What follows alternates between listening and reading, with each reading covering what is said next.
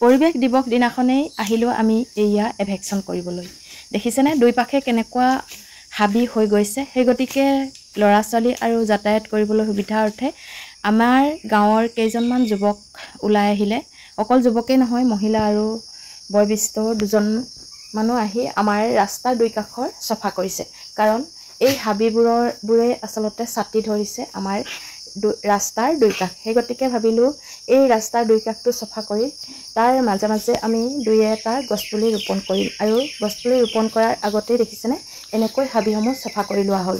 আৰু এই হাবিসমূহ চফা কৰোঁতে আচলতে যথেষ্ট টাইম ল'ব, কাৰণ সকলো যুৱক ইতিমধ্যে ওলাই অহা নাই আৰু সকলো গাঁৱৰ মানুহো ওলাই অহা নাই। দুই এজন এতিয়া ওলাই আহিছে। সময় প্ৰায় 7টা বাজিছে আৰু 7টাৰ পৰা 9টামান বজালৈকে আচলতে হাবিখিনি চাফা কৰোঁতে সময় ল'ব। প্ৰায় 3-4 কিলোমিটাৰ ৰাস্তা এনেকৈ চাফা কৰিব লাগিব। এইখিনিতে আকৌ ওলাইছে এয়া কুন্দুবৰত, দেখিছেনে ইমানে হাবি হৈছে।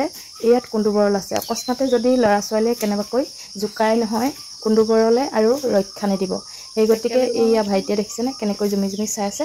আৰু ময়ো ক'তনো আছে বুলি এবাৰ চালোঁ আৰু ভৰাই আছে, কিন্তু ওলাই অহা নাই। গতিকে এই বৰলবোৰৰ পৰা আচলতে সাৱধান হ'ব লাগে। আৰু দুই এজনীয়ে ফুটিলে একো নাই, কিছুমানক ইমানেই বেৰি বেৰি ফুটে, তেতিয়া ফুটিলে মানে ডক্তৰৰ ওচৰত যাবলগীয়া হৈ যায়। আৰু কিছুমান ডক্তৰৰ ওচৰলৈ গৈও সুফল পোৱা দেখা নাযায় কেতিয়াবা।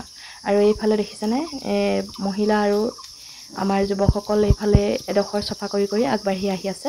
আৰু ইতিমধ্যে যথেষ্ট কণ কৰিলে, তথাপিতো আৰু ভালেমানডোখৰ আছে যিহেতু কৰিবলৈ। আৰু বাকী ৰাইজসকল ওলাই অহালৈকে তেওঁলোকে এৰাধেৰাকৈ এনেকৈ কৰি আছে।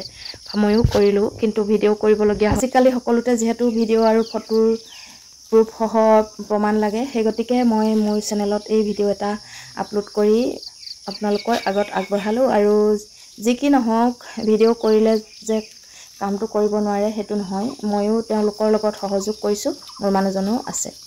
পৰিৱেশ দিৱসৰ সকলোলৈকে শুভেচ্ছা থাকিল। ধন্যবাদ।